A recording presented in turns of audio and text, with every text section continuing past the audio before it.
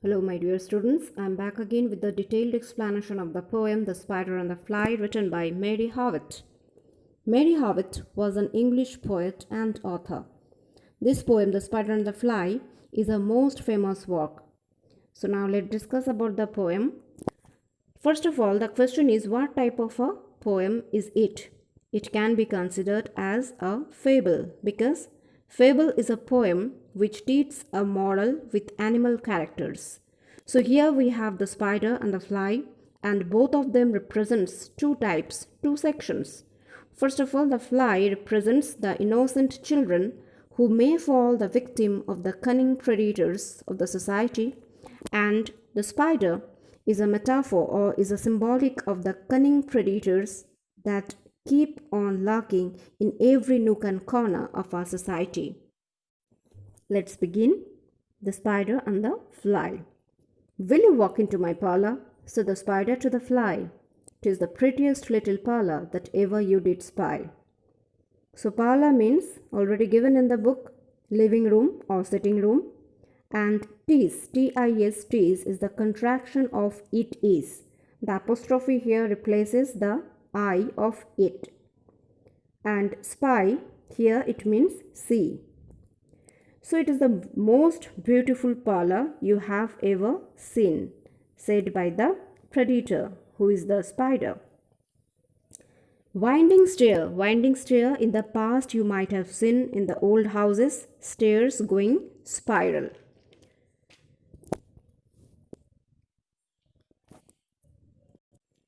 The way into my parlor is up a winding stair, and I have many curious things to show when you are there.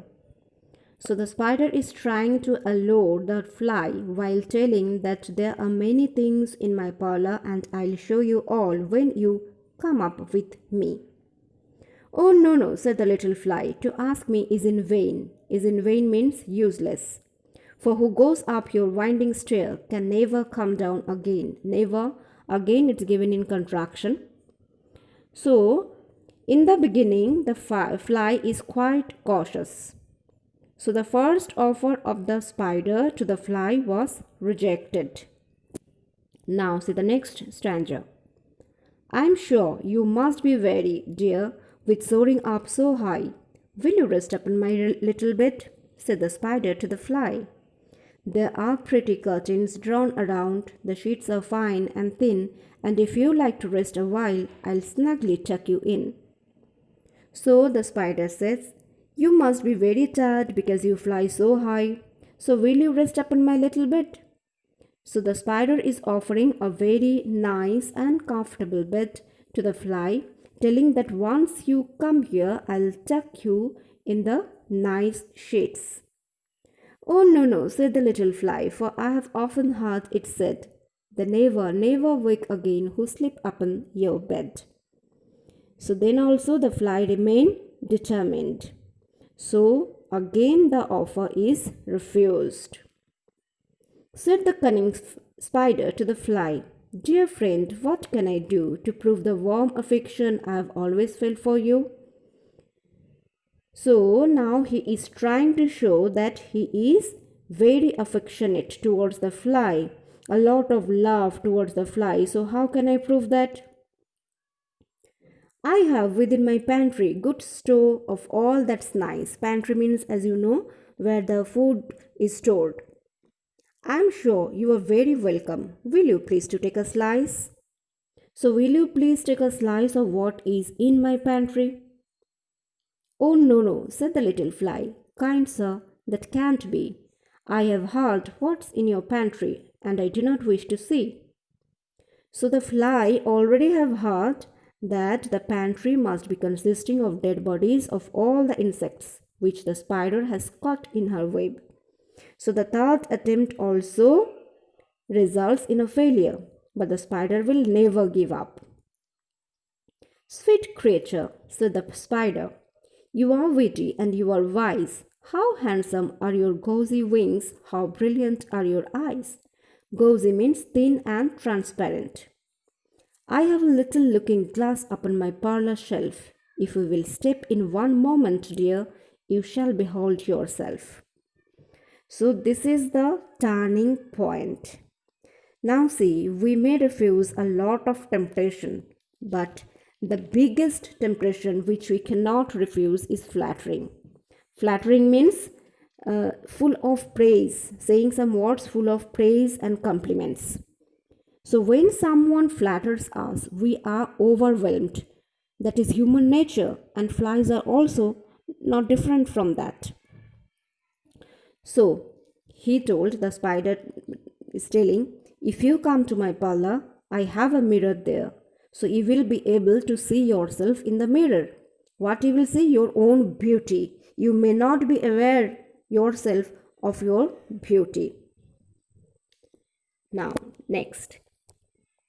I thank you, gentle sir, she said, for what you are pleased to say, and bidding you good morning now, I'll call another day. So the fly bid good morning and told to come another day. But the spider is very clever. It knows that the arrows has reached the target. Now see what the spider does. The spider turned him round about and went into his den, for well he knew the silly fly would soon come back again. So he wove a subtle web in a little corner sly, and set his table ready to dine upon the fly. Then he came out to his door again and merrily did sing, come hither, hither. Hither means to or towards this place. Pretty fly, with the pearl and silver wing, your robes are green and purple, there's a crest upon your head. Your eyes are like the diamond bright, but mine are dull as lead. So, why does the spider feel that the fly will soon be back again? Because this time he hasn't tried to tempt the fly with food or bed or something, but flattery. And we may resist other temptation, but flattery is very difficult. So he is very confident that the fly will return again. And as the spider is very confident, he made his table ready, just waiting for the fly to return. Now see how clever he is. He starts singing a song, and the song is full of praise, lots of flattery. What are these? Your robes are green and purple, and there's a crest upon your head. Your eyes are like the diamond bright, but mine are dull as lead. So, how can a small fly not be overwhelmed by such flattery? Just see the comparison. He says, your eyes are like diamond and mine are dull. Remember, the spider has kept ready everything because he is so confident, and that becomes true because resisting the temptation of flattery is very, very difficult. So, alas, alas, how very soon the silly little fly, hearing his wily means good at tricking people, wily flattering words came slowly flitting by. Flitting means move swiftly and lightly. So the fly comes back. So the fly thinks actually, why not to go once? He is asking me for so many times. With buzzing wings, she hung aloft, then near and nearer drew, thinking only of her brilliant eyes and green and purple hue. Hue means color, shade. Thinking of only of her crested head, poor foolish thing at last. Up jumped the cunning spider and fiercely held her fast. He dragged her up his winding stair into his dismal den, within his little parlor, but she never came out again. So when the fly comes near enough for the spider to be eaten, who was waiting cunningly, then the spider jumps on it. So dismal den means the nice parlor is a sad place, because here are all the victims which he has caught earlier. The fly told before also that she has heard those go to the parlor, they never come out again, but yet she forgot herself, everything, when she was flattered. As a result, what happened? She also joined the line of the victims who had gone up to the winding stair but never came back. Now the last paragraph, it's very important. It's actually didactic. The poet has given a message. And now, dear children, who may this story read?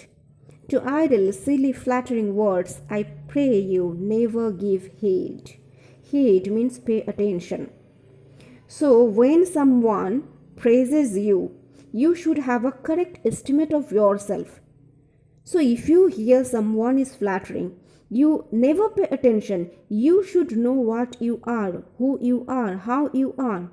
Maybe you are ordinary or not looking good, and someone says, oh my god, you are too good looking. Better you say that I have a mirror at my home, I know how I look. Unto an evil counselor, close heart and ear and eye, and take a lesson from this tale of the spider and the fly. So, someone who is evil, whatever advice or whatever flattering words that fellow utters, you close your ears, your eyes, and heart.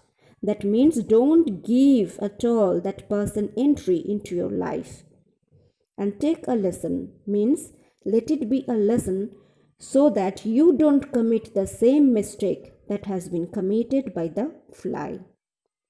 So, this is the poem The Spider and the Fly. Now I suggest you to find out the rhyme scheme. It's very easy, so you can find out yourself. Now the thing is, so many poetic devices has been used in this poem by the poet. Here the imagery is quite brilliant because you have a lot of colorful images. Now those things, the poetic devices, I'll discuss in detail in the next presentation. Till then, I request you to go through the poem, and you can watch the videos also repeatedly for your better understanding. Thank you.